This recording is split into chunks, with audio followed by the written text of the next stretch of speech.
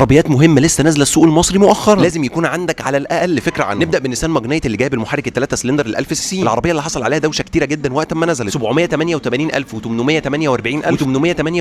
و868000 و888000، وطبعا دي الاسعار الرسميه لان العربيه عليها اوفر برايس النهارده حوالي 60000، مالناش دعوه. تاني عربيه وهي الستروين سي سي بالمحرك ال1200 سي سي ال3 سلندر، 130 حصان، واللي هو نفس محرك الاوبل موكا وال2008 بفرق اكتر من نص مليون جنيه في السعر، فئه واحده وسعرها 1,080,000. ثالث عربيه وهي الاوبل فرونتيرا بنفس المحرك ال3 سلندر ال1200 سي سي، 130 حصان، والعربيه طبعا 7 راكب، وحط تحت دي خطوط كتير، وطبعا فئه واحده برضه وسعرها 1,190,000. لحد هنا كلها عربيات اوروبي و3 سلندر. عارف ان في كتير مش هيحب منظومه ال3 سلندر وهكلمكم عنها في فيديو جاي. رابع عربيه معانا وهي الام جي الار اكس 9، 295 حصان و390 نيوتن متر تورك، وطبعا دي منظومه هايبريد بمدى يمشيك حوالي 1100 كيلو في الشحنه الواحده. والمميز في العربيه دي انها اخده 5 نجوم في اختبارات الامان الاوروبيه اليورو انكاب، وجت بفئه واحده واتسعرت ب1,900,000 وبس كده. خليك اوتوماتيك واعمل فول الكار دوك يا حبيبي، عشان في الفيديو اللي جاي هقول لك على العربيات اللي لسه هتنزل السوق المصري في الفتره اللي جايه.